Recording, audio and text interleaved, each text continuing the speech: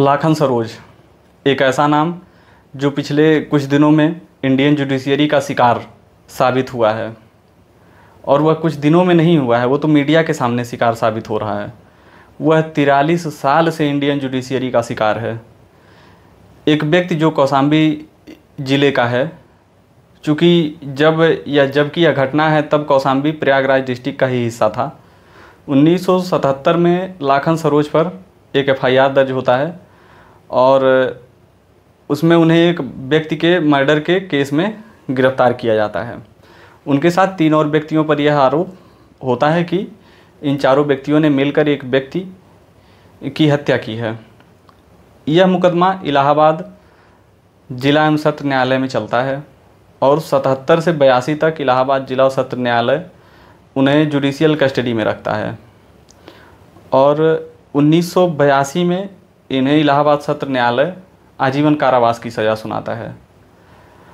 82 में ही लाखन सरोज इस ऑर्डर को चैलेंज करते हैं इलाहाबाद हाई कोर्ट में और इलाहाबाद हाई कोर्ट में चैलेंज करने के कुछ ही समय बाद जब यह पाते हैं कि इनकी आर्थिक स्थिति तो तंग होती चली जा रही है सिर्फ इस मुकदमे में और इससे कोई उन्हें रियायत भी नहीं मिल रहा, तब वे अपना हाथ पीछे खींच लेते हैं और इलाहाबाद हाई कोर्ट इन्हें खुद से एक वकील दिलाती है और एक सरकारी वकील इनका मुकदमा लड़ रहा होता है। इस बीच में उन्हें बेल मिलता है और फिर से भी उनकी गिरफ्तारी हो जाती है। यह सब सिलसिला चलता ही रहता है। 2015 तक ये थक हार कर अपने पेशी को कम कर देते हैं। यही सब सिलसिला चलता है। 2015 में इन्हें फिर कोर्ट अरेस्ट के लिए अरेस्ट ऑर्डर पास कर देती है। ये फिर गिरफ़्तार हो जाते हैं और 2015 से 2025 लग जाता है और मई 2025 में लाखन सरोज और इनके तीनों सहयोगियों को बाइज्जत बरी किया जाता है।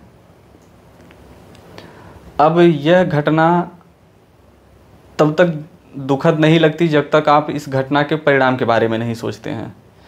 इस घटना का परिणाम क्या रहा?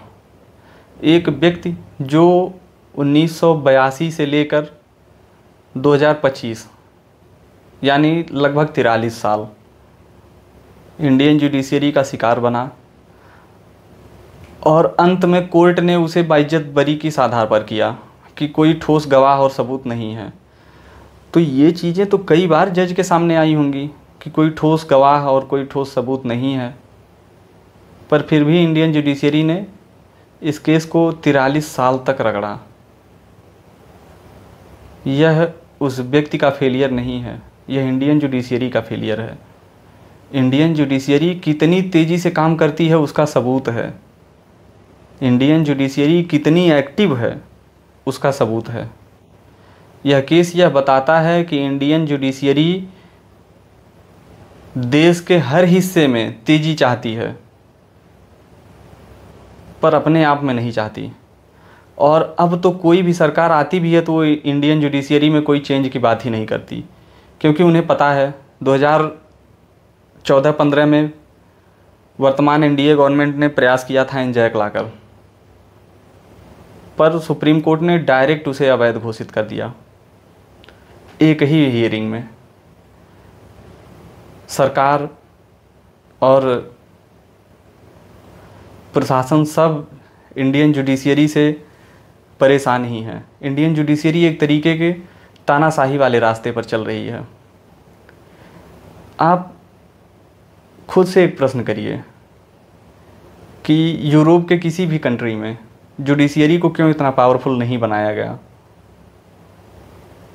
क्योंकि वे 15वीं-16वीं शताब्दी से ही लोकतांत्रिक रहे हैं। उनके यहाँ चुनाव होते थे, राजा नाम मात्र के ही होते थे। तो उन्होंने अपने 200-300 साल के अनुभव में यह सीखा होगा कि जुडिशरी को पावरफुल नहीं होना चाहिए। अगर एक नेता करप्ट है, आप 5 साल में उसे चेंज करने का अवसर पाते हैं। जुडिशरी 50 साल से करप्ट है, आपके हाथ में कोई कंट्रोल नहीं है। ये एक पुरानी कहावत है कि जज वही बनता है जिसमें काबिलियत है, पर जज वही बनता है जिसके पास पावर है। जज का ही बेटा जज बनता है। इंडियन जुडिशियरी में जो सीनियर वाला टर्म है यह कहीं और से नहीं आया है, यह सब जुडिशियरी ने ही गढ़ा है। मैं इंडियन जुडिशियरी पर सोच रहा हूँ एक एपिसोड चलाऊँ, और वह लगभग 10-15 एपिसोड तक जाएगा और इंडियन जुडिशियरी की लापरवाही को एक एक करके रिसर्च करके आप सबके समक्ष रखूँगा।